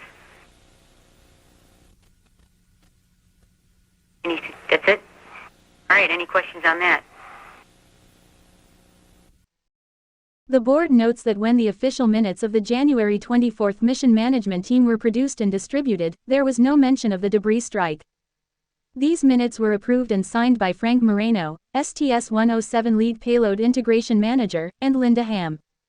For anyone not present at the January 24th mission management team who was relying on the minutes to update them on key issues, they would have read nothing about the debris strike discussions between Don McCormick and Linda Ham. A subsequent, 8:59 a.m. mission evaluation room console log entry follows. Mission Management Team Summary. McCormick also summarized the debris assessment.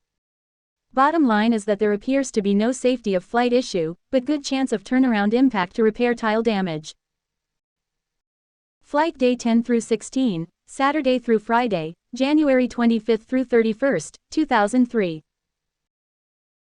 Although no safety of flight issue had officially been noted in the mission evaluation room log, the debris assessment team was still working on parts of its analysis of potential damage to the wing and main landing gear door. On Sunday, January 26, Rodney Rocha spoke with a Boeing thermal analyst and a Boeing stress analyst by telephone to express his concern about the debris assessment team's overall analysis, as well as the remaining work on the main landing gear door analysis. After the Boeing engineers stated their confidence with their analyses, Rocha became more comfortable with the damage assessment and sent the following email to his management. Original message. From Rodney Rocha. Sent Sunday, January 26, 2003, 7:45 p.m. To Paul Schack, Don McCormick, Fred Willett. CC, Joe Rogers, Greg Galbraith, Jeremy Jacobs, Joyce Serial Grush, Julie Kramer, Donald Curry, John Koval, Stephen Rickman, Calvin Schomburg, Carlisle Campbell. Subject: STS-107 wing debris impact on ascent. Final analysis case completed. As you recall from Friday's briefing to the mission evaluation room, there remained open work to assess analytically predicted impact damage to the wing underside in the region of the main landing gear door. This area was considered a low probability hit area by the image analysis teams, but they admitted a debris strike here could not be ruled out. As with the other analyses performed and reported on Friday, this assessment by the Boeing multi-technical discipline engineering teams also employed the system integration's dispersed trajectories, followed by serial results from the crater damage prediction tool, thermal analysis, and stress analysis. It was reviewed and accepted by the Structural Engineering Division Shuttle Chief Engineer, Rodney Rocha, by Sunday morning, January 26. The case is defined by a large area gouge about 7 inches wide and about 30 inches long with sloped sides like a crater, and reaching down to the densified layer of the thermal protection system. Summary. Though this case predicted some higher temperatures at the outer layer of the honeycomb aluminum face sheet, and subsequent debonding of the sheet, there is no predicted burn-through of the door, no breaching of the thermal and gas seals, nor is there door structural deformation or thermal warpage to open the seal to hot plasma intrusion. Though degradation of the thermal protection system and door structure is likely if the impact occurred here, there is no safety of flight issue on entry, descent, or landing. Note to Don McCormick and Fred Willett. On Friday, I believe the mission evaluation room was thoroughly briefed, and it was clear that open work remained, namely, the case summarized above. The message of open work was not clearly given, in my opinion, to Linda Ham at the mission management team. I believe we left her the impression that engineering assessments and cases were all finished and we could state, with finality, no safety of flight issues or questions remaining. This very serious case could not be ruled out, and it was a very good thing we carried it through to a finish. Rodney Rocha, Structural Engineering Division Shuttle Chief Engineer. In response to this email, Don McCormick told Rocha that he would make sure to correct Linda Ham's possible misconception that the debris assessment team's analysis was finished as of the briefing to the mission management team. McCormick informed Ham at the next mission management team meeting on January 27 that the damage assessment had in fact been ongoing and that their final conclusion was that no safety of flight issue existed. The debris strike, in the official estimation of the debris assessment team, amounted to only a post-landing turnaround maintenance issue. On Monday morning, January 27, Doug Drury, a structural engineering manager from Johnson Space Center, summoned several Johnson engineers and Rocha to his office, and asked them if they all agreed with the completed analyses and with the conclusion that no safety of flight issues existed. Although all participants agreed with that conclusion, they also knew that the debris assessment team members and most structural engineers at Johnson still wanted images of Columbia's left wing, but had given up trying to make that desire fit the mandatory requirement that shuttle management had set. Langley Research Center. Although the debris analysis team had completed its analysis and rendered a no safety of flight verdict, concern persisted among engineers elsewhere at NASA as they learned about the debris strike and potential damage. On Monday, January 27, Carlisle Campbell, the design engineer responsible for landing gear tires and brakes at Johnson Space Center, forwarded Rodney Rocha's January 26 email to Bob Doherty, an engineer at Langley Research Center who specialized in landing gear design. Engineers at Langley and Ames Research Center and Johnson Space Center did not entertain the possibility of Columbia breaking up during re-entry, but rather focused on the idea that landing might not be safe, and that the crew might need to ditch the vehicle, in other words, crash land in water, or be prepared to land with damaged landing gear. Campbell initially contacted Doherty to ask his opinion of the arguments used to declare the debris strike not a safety of flight issue. Campbell commented that someone had brought up worst-case scenarios in which a breach in the main landing gear door causes two tires to go flat. To help Doherty understand the problem, Campbell forwarded him emails, briefing slides, and film clips from the debris damage analysis. Both engineers felt that the potential ramifications of landing with two flat tires had not been sufficiently explored. They discussed using shuttle simulator facilities at Ames Research Center to simulate a landing with two flat tires, but initially ruled it out because there was no formal request from the mission management team to work the problem. Because astronauts were training in the Ames simulation facility, the two engineers looked into conducting the simulations after hours. Doherty contacted his management on Tuesday, January 28, to update them on the plan for after-hours simulations. He reviewed previous data runs, current simulation results, and prepared scenarios that could result from main landing gear problems. The simulated landings with two flat tires that Doherty eventually conducted indicated that it was a survivable but very serious malfunction. Of the various scenarios he prepared, Doherty shared the most unfavorable only with his management and selected Johnson Space Center engineers. In contrast, his favorable simulation results were forwarded to a wider Johnson audience for review, including Rodney Rocha and other debris assessment team members. The board is disappointed that Doherty's favorable scenarios received a wider distribution than his discovery of a potentially serious malfunction, and also does not approve of the reticence that he and his managers displayed in not notifying the mission management team of their concerns, or his assumption that they could not displace astronauts who were training in the Ames simulator. At 4:36 p.m. on Monday, January 27, Doherty sent the following to Campbell. Original message. From Robert Doherty. Sent Monday, January 27, 2003, 3:35 p.m. To Carlisle Campbell, Jr. Subject. Video you sent. Wow, I bet there are a few pucker strings pulled tight around there. Thinking about a belly landing versus bailout. I would say that if there is a question about main gear well burned through, that it's crazy to even hit the deploy gear button. The reason being that you might have failed the wheels, since they are aluminum. They will fail before the tire heating or pressure makes them fail, and you will send debris all over the wheel well, making it a possibility that the gear would not even deploy due to ancillary damage. 300 feet is the wrong altitude to find out you have one gear down and the other not down. You're dead in that case. Think about the pitch down moment for a belly landing when hitting not the main gear but the trailing edge of the wing or body flap when landing gear up. Even if you come in fast and at slightly less pitch attitude, the nose slap down with that pitching moment arm seems to me to be pretty scary, so much so that I would bail out before I would let a loved one land like that. My 2 cents. See you, Bob. The following reply from Campbell to Doherty was sent at 4:49 p.m. Original message. From Carlisle Campbell, Jr. To Bob Doherty. Subject. Forward. Video you sent. Date. Monday the 27th of January 2003, 3:59 p.m. Central Standard Time. Thanks. That is why they need to get all the facts in early on, such as looking at impact damage from the spy telescope. Even then, we may not know the real effect of the damage. The Langley Research Center ditching model tests 20-some years ago showed that the orbiter was the best ditching shape that they had ever tested, of many. But, our structures, people have said that if we ditch we would blow such big holes in the lower panels that the orbiter might break up. Anyway, they refuse to even consider water ditching anymore. I still have the test results. Bailout seems best. On the next day, Tuesday, Doherty sent the following to Campbell. Original message. From Robert H. Doherty.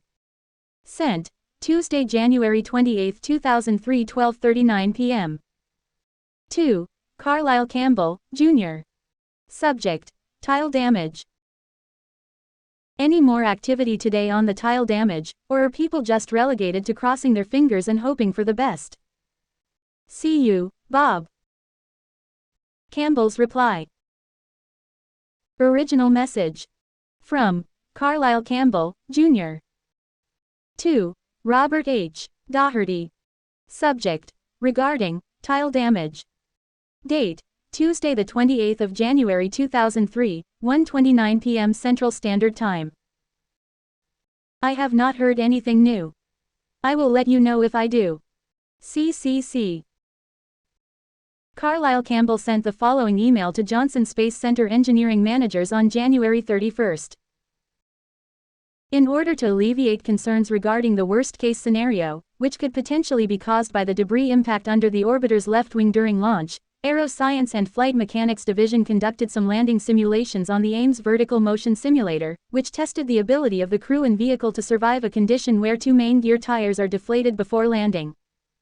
The results, although limited, showed that this condition is controllable, including the nose slap-down rates. These results may give Mission Operations Directorate a different decision path should this scenario become a reality. Previous opinions were that bailout was the only answer. In the Mission Evaluation Room, a safety representative from Science Applications International Corporation, NASA's contract safety company, made a log entry at the Safety and Quality Assurance Console on January 28 at 12:15 p.m. It was only the second mention of the debris strike in the safety console log during the mission. The first was also minor. Mission Control Center Science Applications International Corporation called, asking if any safety, reliability and quality assurance people were involved in the decision to say that the ascent debris hit on the left wing is safe. Science Applications International Corporation engineer has indeed been involved in the analysis, and stated that he concurs with the analysis. Details about the debris hit are found in the Flight Day 12 Mission Evaluation Room Manager Report, and our daily report. Missed opportunity 8. According to a memorandum for the record written by William Reedy, Associate Administrator for Space Flight, Reedy and Michael Card, from NASA's Safety and Mission Assurance Office, discussed an offer of Department of Defense imagery support for Columbia. This January 29 conversation ended with Reedy telling Card that NASA would accept the offer, but because the mission management team had concluded that this was not a safety of flight issue, the imagery should be gathered only on a low priority not to interfere basis. Ultimately, no imagery was taken. The board notes that at the January 31 mission management team meeting, there was only a minor mention of the debris strike. Other issues discussed included onboard crew consumables, the status of the leaking water separator, an intercom anomaly, space hab water flow rates, an update of the status of onboard experiments, end of mission weight concerns, landing day weather forecasts, and landing opportunities. The only mention of the debris strike was a brief comment by Bob Page, representing Kennedy Space Center's Launch Integration Office, who stated that the crew's handheld cameras and external tank films would be expedited to Marshall Space Flight Center via the shuttle training aircraft for post-flight foam and debris imagery analysis per Linda Ham's request. Summary: Mission Management Decision-Making. Discovery and Initial Analysis of Debris Strike. In the course of examining film and video images of Columbia's ascent, the Inter-Center Photo Working Group identified, on the day after launch, a large debris strike to the leading edge of Columbia's left wing. Alarmed at seeing so severe a hit so late in ascent, and at not having a clear view of damage the strike might have caused, Inter-Center Photo Working Group members alerted senior program managers by phone, and sent a digitized clip of the strike to hundreds of NASA personnel via email. These actions initiated a contingency plan that brought together an interdisciplinary group of experts from NASA, Boeing, and the United Space Alliance to analyze the strike. So concerned were Inter-Center Photo Working Group personnel that on the day they discovered the debris strike, they tapped their chair, Bob Page, to see through a request to image the left wing with Department of Defense assets in anticipation of analysts needing these images to better determine potential damage. By the board's count, this would be the first of 3 requests to secure imagery of Columbia on orbit during the 16-day mission. Upon learning of the debris strike on Flight Day 2, the responsible system area manager from United Space Alliance and her NASA counterpart formed a team to analyze the debris strike, in accordance with mission rules requiring the careful examination of any out-of-family event. Using film from the Inter-Center Photo Working Group, Boeing Systems Integration analysts prepared a preliminary analysis that afternoon.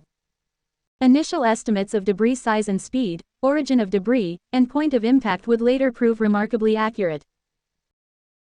As Flight Day 3 and 4 unfolded over the Martin Luther King Jr. holiday weekend, engineers began their analysis. One Boeing analyst used Crater, a mathematical prediction tool, to assess possible damage to the thermal protection system. Analysis predicted tile damage deeper than the actual tile depth, and penetration of the RCC coating at impact angles above 15 degrees. This suggested the potential for a burn-through during re-entry. Debris assessment team members judged that the actual damage would not be as severe as predicted because of the inherent conservatism in the Crater model and because, in the case of tile, Crater does not take into account the tile's stronger and more impact-resistant densified layer, and in the case of RCC, the lower density of foam would preclude penetration at impact angles under 21 degrees. On Flight Day 5, impact assessment results for tile and RCC were presented at an informal meeting of the debris assessment team, which was operating without direct shuttle program or mission management leadership. Mission Controls Engineering Support, the Mission Evaluation Room, provided no direction for team activities, other than to request the team's results by January 24. As the problem was being worked, shuttle managers did not formally direct the actions of, or consult with, debris assessment team leaders about the team's assumptions, uncertainties, progress, or interim results, an unusual circumstance given that NASA managers are normally engaged in analyzing what they view as problems.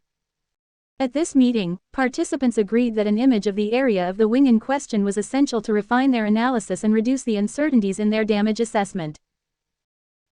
Each member supported the idea to seek imagery from an outside source. Due in part to a lack of guidance from the mission management team or mission evaluation room managers, the debris assessment team chose an unconventional route for its request. Rather than working the request up the normal chain of command, through the mission evaluation room to the mission management team for action to mission control, team members nominated Rodney Rocha, the team's co-chair, to pursue the request through the engineering directorate at Johnson Space Center. As a result, even after the accident, the debris assessment team's request was viewed by shuttle program managers as a non-critical engineering desire rather than a critical operational need. When the team learned that the mission management team was not pursuing on-orbit imaging, members were concerned.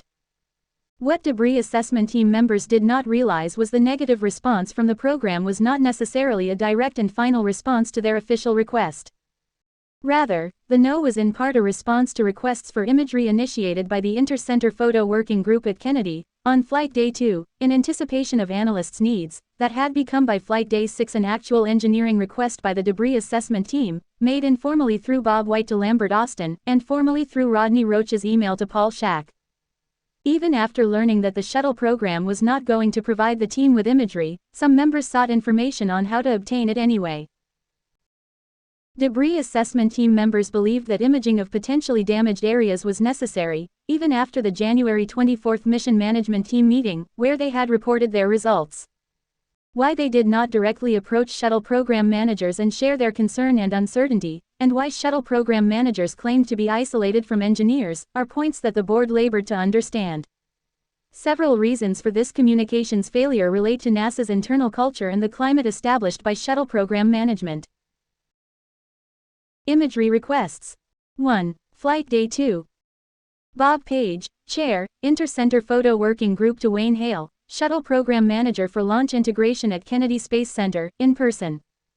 2. Flight Day 6. Bob White, United Space Alliance Manager, to Lambert Austin, Head of the Space Shuttle Systems Integration at Johnson Space Center, by phone. 3. Flight Day 6. Rodney Rocha, Co-Chair of Debris Assessment Team, to Paul Schack, Manager, Shuttle Engineering Office, by email. Missed opportunities. 1. Flight Day 4. Rodney Rocha inquires if crew has been asked to inspect for damage. No response. 2. Flight Day 6. Mission Control fails to ask crew member David Brown to downlink video he took of external tank separation, which may have revealed missing bipod foam. 3. Flight Day 6. NASA and National Imagery and Mapping Agency personnel discuss possible request for imagery. No action taken.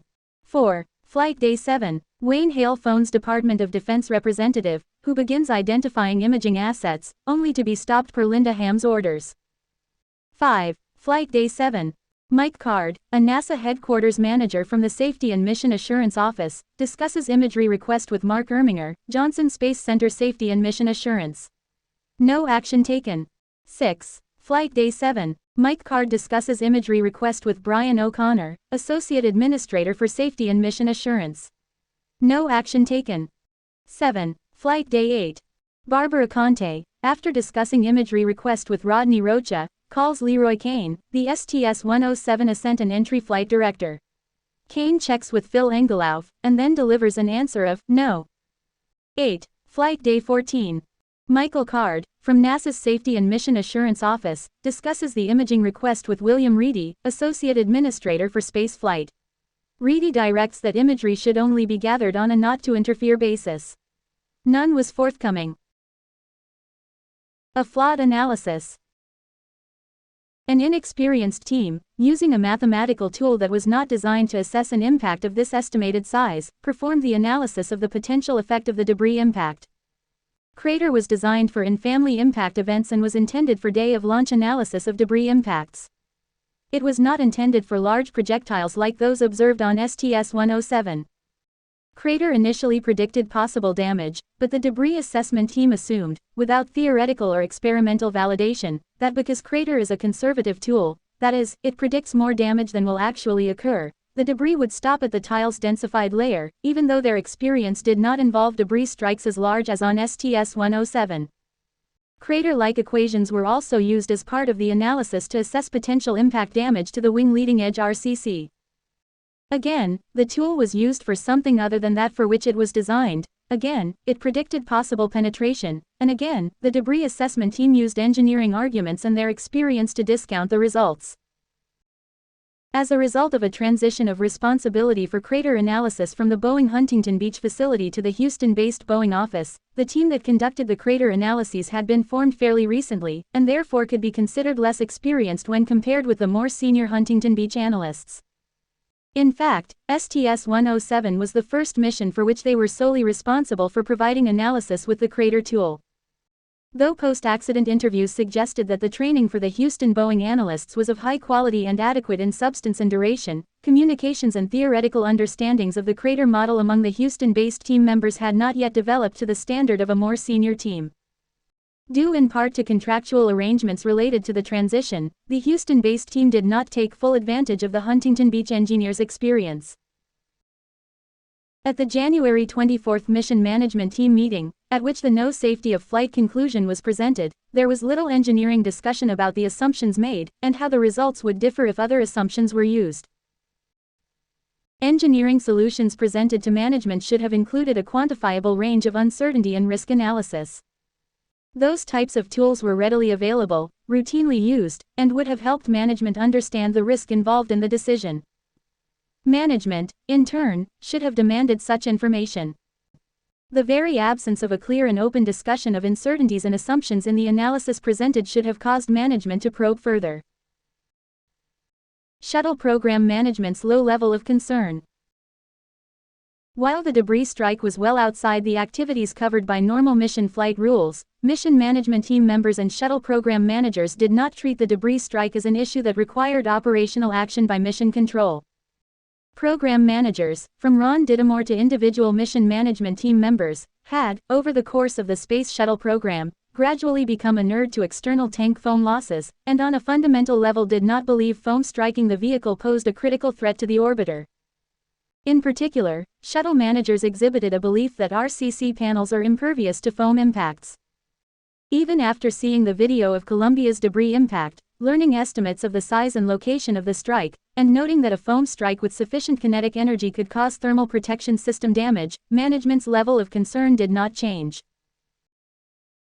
The opinions of shuttle program managers and debris and photo analysts on the potential severity of the debris strike diverged early in the mission and continued to diverge as the mission progressed, making it increasingly difficult for the debris assessment team to have their concerns heard by those in a decision-making capacity.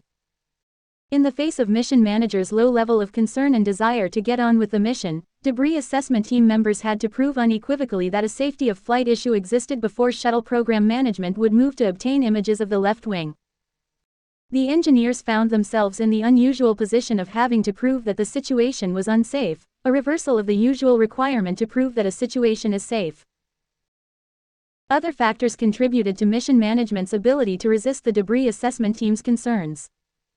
A tile expert told managers during frequent consultations that strike damage was only a maintenance-level concern, and that on-orbit imaging of potential wing damage was not necessary.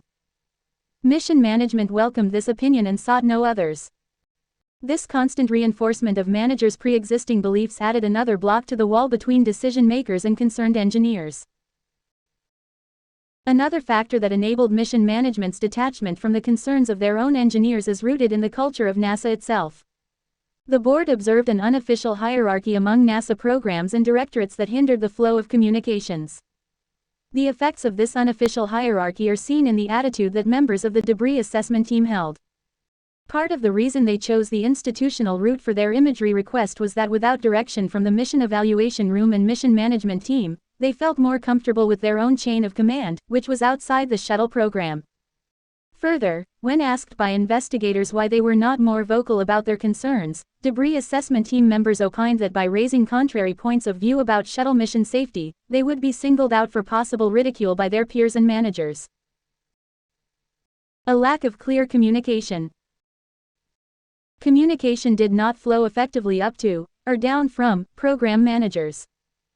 As it became clear during the mission that managers were not as concerned as others about the danger of the foam strike, the ability of engineers to challenge those beliefs greatly diminished. Managers' tendency to accept opinions that agree with their own dams the flow of effective communications. After the accident, program managers stated privately and publicly that if engineers had a safety concern, they were obligated to communicate their concerns to management. Managers did not seem to understand that as leaders they had a corresponding and perhaps greater obligation to create viable routes for the engineering community to express their views and receive information. This barrier to communications not only blocked the flow of information to managers, but it also prevented the downstream flow of information from managers to engineers, leaving debris assessment team members no basis for understanding the reasoning behind mission management team decisions. The January 27 to January 31 phone and email exchanges, primarily between NASA engineers at Langley and Johnson, illustrate another symptom of the cultural fence that impairs open communications between mission managers and working engineers. These exchanges and the reaction to them indicated that during the evaluation of a mission contingency, the mission management team failed to disseminate information to all system and technology experts who could be consulted. Issues raised by two Langley and Johnson engineers led to the development of what-if landing scenarios of the potential outcome if the main landing gear door sustained damage. This led to behind-the-scenes networking by these engineers to use NASA facilities to make simulation runs of a compromised landing configuration. These engineers, who understood their systems and related technology, saw the potential for a problem on landing, and ran it down in case the unthinkable occurred. But their concerns never reached the managers on the mission management team that had operational control over Columbia. A lack of effective leadership. The shuttle program, the mission management team, and through it the mission evaluation room, were not actively directing the efforts of the debris assessment team. These management teams were not engaged in scenario selection or discussions of assumptions, and did not actively seek status, inputs, or even preliminary results from the individuals charged with analyzing the debris strike. They did not investigate the value of imagery, did not intervene to consult the more experienced crater analysts at Boeing's Huntington Beach facility, did not probe the assumptions of the debris assessment team's analysis, and did not consider actions to mitigate the effects of the damage on re-entry.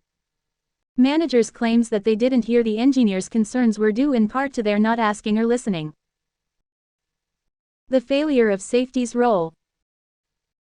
Safety personnel were present, but passive, and did not serve as a channel for the voicing of concerns or dissenting views.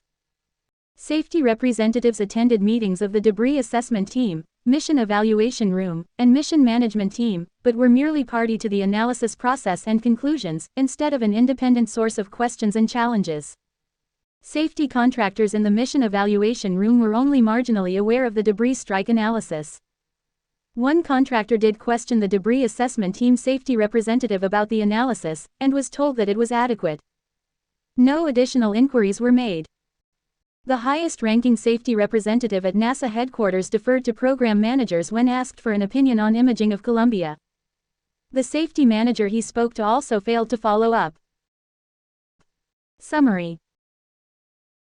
Management decisions made during Columbia's final flight reflect missed opportunities, blocked or ineffective communications channels, flawed analysis, and ineffective leadership. Perhaps most striking is the fact that management, including shuttle program, mission management team, mission evaluation room, and flight director and mission control, displayed no interest in understanding a problem and its implications. Because managers failed to avail themselves of the wide range of expertise and opinion necessary to achieve the best answer to the debris strike question, was this a safety of flight concern? Some space shuttle program managers failed to fulfill the implicit contract to do whatever is possible to ensure the safety of the crew. In fact, their management techniques unknowingly imposed barriers that kept at bay both engineering concerns and dissenting views, and ultimately helped create blind spots that prevented them from seeing the danger the foam strike posed.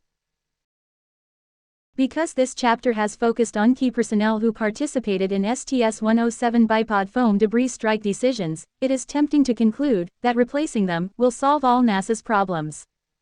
However, solving NASA's problems is not quite so easily achieved. People's actions are influenced by the organizations in which they work, shaping their choices in directions that even they may not realize.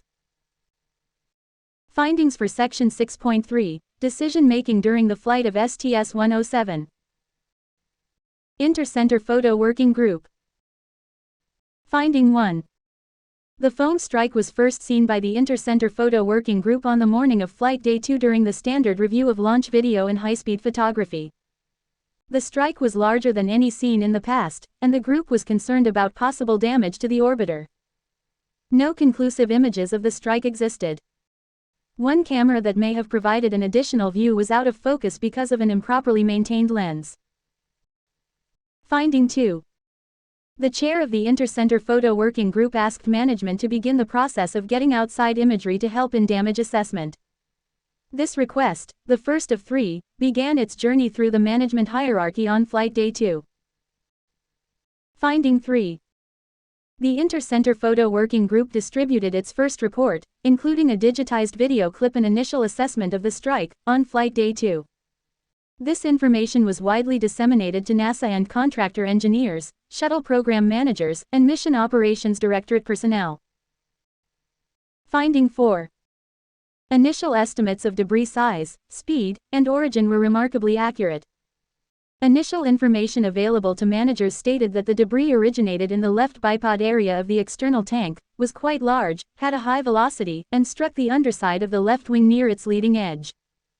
The report stated that the debris could have hit the RCC or tile. The Debris Assessment Team. Finding 5. A debris assessment team began forming on flight day 2 to analyze the impact. Once the debris strike was categorized as out of family by United Space Alliance, contractual obligations led to the team being co-chaired by the cognizant contractor subsystem manager and her NASA counterpart. The team was not designated a Tiger team by the Mission Evaluation Room or Mission Management Team. Finding 6. Though the team was clearly reporting its plans and final results through the Mission Evaluation Room to the Mission Management Team, no mission manager appeared to own the team's actions. The Mission Management Team, through the Mission Evaluation Room, provided no direction for team activities, and shuttle managers did not formally consult the team's leaders about their progress or interim results. Finding 7. During an organizational meeting, the team discussed the uncertainty of the data and the value of on-orbit imagery to bound their analysis. In its first official meeting the next day, the team gave its NASA co-chair the action to request imagery of Columbia on orbit. Finding 8. The team routed its request for imagery through Johnson Space Center's Engineering Directorate, rather than through the Mission Evaluation Room to the Mission Management Team to the Flight Dynamics Officer, the channel used during a mission. This routing diluted the urgency of their request. Managers viewed it as a non-critical engineering desire rather than a critical operational need. Finding 9. Team members never realized that management's decision against seeking imagery was not intended as a direct or final response to their request. Finding 10. The team's assessment of possible tile damage was performed using an impact simulation that was well outside Crater's test database. The Boeing analyst was inexperienced in the use of Crater and the interpretation of its results. Engineers with extensive thermal protection system expertise at Huntington Beach were not actively involved in determining if the Crater results were properly interpreted. Finding 11. Crater initially predicted tile damage deeper than the actual tile depth, but engineers used their judgment to conclude that damage would not penetrate the densified layer of tile. Similarly, RCC damage conclusions were based primarily on judgment and experience rather than analysis. Finding 12. For a variety of reasons, including management failures, communication breakdowns, inadequate imagery, inappropriate use of assessment tools, and flawed engineering judgments, the damage assessments contain substantial uncertainties. Finding 13. The assumptions and their uncertainties used in the analysis were never presented or discussed in full to either the Mission Evaluation Room or the Mission Management Team. Finding 14. While engineers and managers knew the foam could have struck RCC panels, the briefings on the analysis to the Mission Evaluation Room and Mission Management Team did not address RCC damage, and neither Mission Evaluation Room nor Mission Management Team managers asked about it. Space Shuttle Program Management. Finding 15. There were lapses in leadership and communication that made it difficult for engineers to raise concerns or understand decisions. Management failed to actively engage in the analysis of potential damage caused by the foam strike. Finding 16. Mission Management Team meetings occurred infrequently, 5 times during a 16-day mission, not every day, as specified in Shuttle Program Management rules. Finding 17. Shuttle program managers entered the mission with the belief, recently reinforced by the STS-113 Flight Readiness Review, that a foam strike is not a safety of flight issue. Finding 18. After program managers learned about the foam strike, their belief that it would not be a problem was confirmed early, and without analysis by a trusted expert who was readily accessible and spoke from experience. No one in management questioned this conclusion. Finding 19. Managers asked, who is requesting the photos? Instead of assessing the merits of the request. Management seemed more concerned about the staff following proper channels, even while they were themselves taking informal advice, than they were about the analysis. Finding 20. No one in the operational chain of command for STS-107 held a security clearance that would enable them to understand the capabilities and limitations of national imagery resources. Finding 21. Managers associated with STS-107 began investigating the implications of the foam strike on the launch schedule, and took steps to expedite post-flight analysis. Finding 22. Program managers required engineers to prove that the debris strike created a safety of flight issue, that is, engineers had to produce evidence that the system was unsafe, rather than prove that it was safe. Finding 23. In both the mission evaluation room and mission management team meetings over the debris assessment team's results, the focus was on the bottom line: was there a safety of flight issue or not? There was little discussion of analysis, assumptions, issues, or ramifications. Communication. Finding 24. Communication did not flow effectively up to, or down from, program managers. Finding 25. 3 independent requests for imagery were initiated. Finding 26. Much of program managers' information came through informal channels, which prevented relevant opinion and analysis from reaching decision makers. Finding 27. Program managers did not actively communicate with the debris assessment team. Partly as a result of this, the team went through institutional, not mission-related channels with its request for imagery, and confusion surrounded the origin of imagery requests and their subsequent denial. Finding 28. Communication was stifled by the shuttle program attempts to find out who had a mandatory requirement for imagery. Safety representatives' role. Finding 29. Safety representatives from the appropriate organizations attended meetings of the debris assessment team, mission evaluation room, and mission management team, but were passive, and therefore were not a channel through which to voice concerns or dissenting views. Recommendations for Section 6.3, Decision-making during the flight of STS-107. Recommendation 1.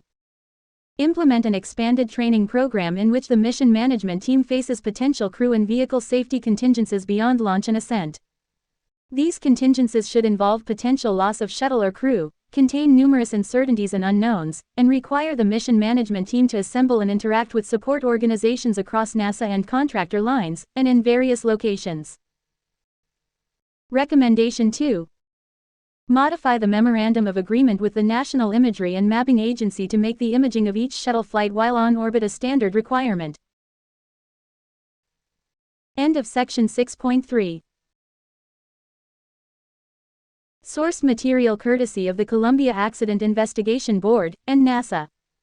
Presented for non-commercial educational use, in accordance with NASA Media Usage Guidelines. Thank you.